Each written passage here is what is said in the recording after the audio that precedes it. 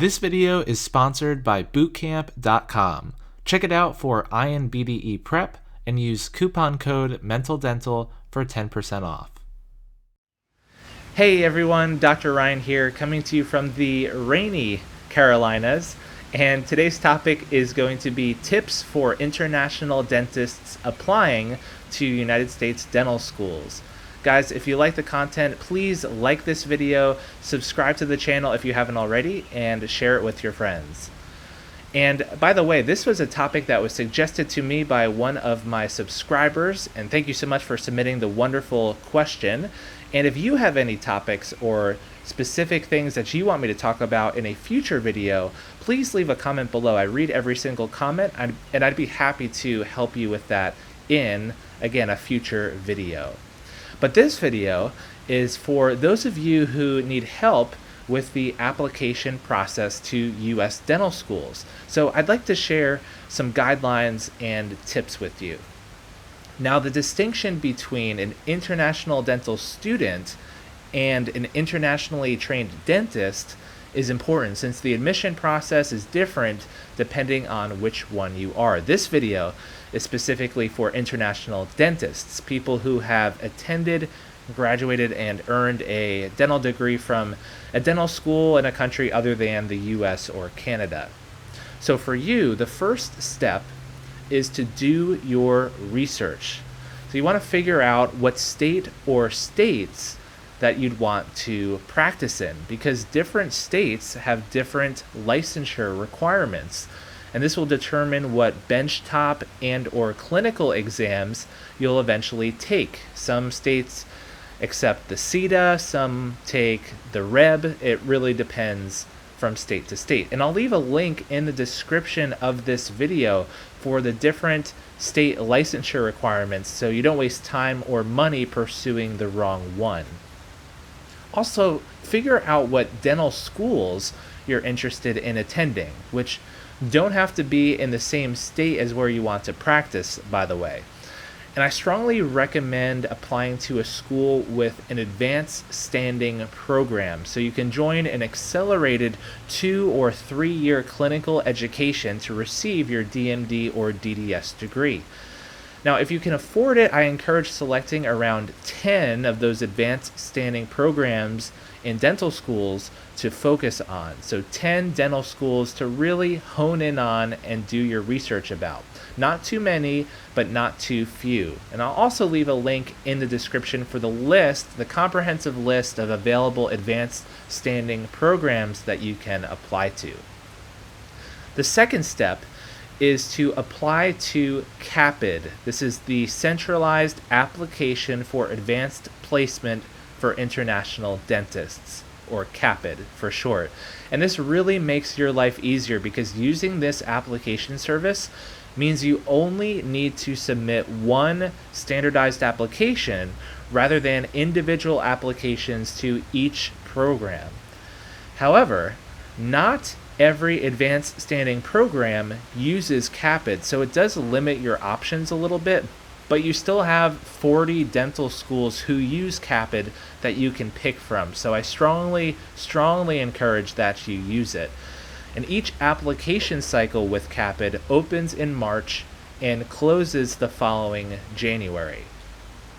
The third step is most if not all of these CAPID schools require you to pass 2 exams, the INBDE, the Integrated National Board Dental Exam, and the TOEFL, or the Test of English as a Foreign Language.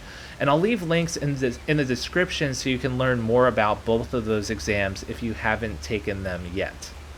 Okay, so with that out of the way, let's talk about some tips, some advice, some secrets that I have to share with you for making this application process a little bit easier and hopefully more successful as well. So the first thing is you have to apply early. Apply in a timely manner to each school. If you're thinking about applying this cycle, I would get started as soon as possible. So don't delay with it, don't put it off, apply early and give yourself the best chance to submit everything that you need to submit, and so schools can get a hold of your application sooner in the application cycle. You also want to compose a strong personal statement. So don't let your GPA and other academic achievements be the only strong thing in your application. You want to focus on highlighting things that are important to you in this personal statement. It's a personal statement for a reason. They want to learn that you're more than just a robot, you're a person with personality. What makes you a unique person that an admissions committee would be interested in? It would be fantastic, by the way, if you had a hobby or a passion that involves manual dexterity that you can talk about in this personal statement as well. For me, I talked about playing the drums at my church, which is a great way to support my mental and emotional health, as well as improving hand-eye coordination. So that was something that I wanted to mention that was important to me in my personal statement, but also links back to that manual dexterity, because interviewers always want to know that you have good hand skills before admitting you to their program. Now, keep all your information updated in this application. That's my next tip. If your contact information changes, if you get a new test result, report everything in CAPID and keep everything current, because very little information can be updated after your application is submitted. So you want to make sure all of that is as up to date as possible, as often as possible. The next thing is to find good mentors. Guys, the application process can be overwhelming. I totally understand that and empathize with you on that. So if you can find an international dentist who is now in an advanced standing program or recently has been, you can get advice from that person who is literally walking ahead of you and has been down the same path as you already. And that can be so extremely helpful. You're also going to need at least 2 letters of recommendation for your application, so keep that in mind as you're looking for mentors too, that you have some people who can write you those letters of recommendation or evaluation. The next thing is to be proactive. Find dental assisting, shadowing, and research opportunities and pursue them, especially in the States if you can make the travel work. This will show the dental schools that you are committed to the hard work that it takes to make it through their program. So definitely reach out to a bunch of people and pursue those opportunities as they arise. And so you can fill your application with all of these experiences, and again, let the admissions committee know that you're serious about this and you're committed to doing the hard work.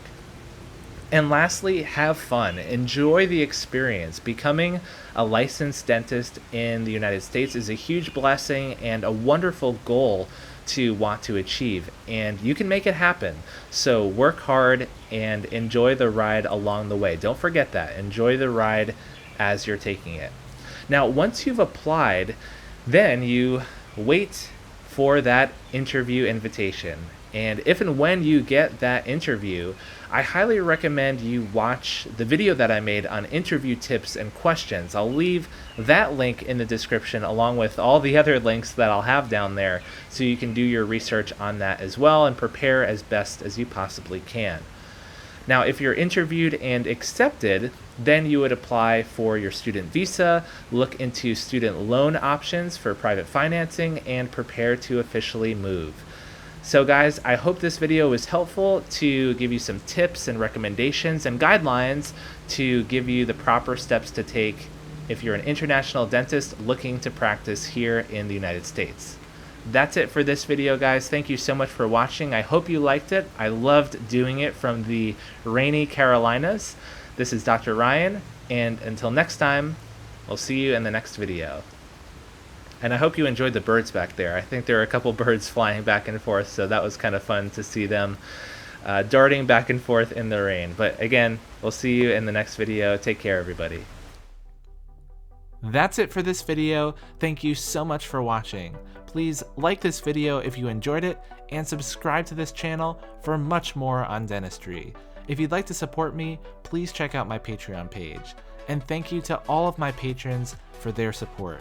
You can unlock access to my video slides to take notes on and practice questions for the board exams, so go check that out. The link is in the description. Thanks again for watching, everyone. I'll see you in the next video.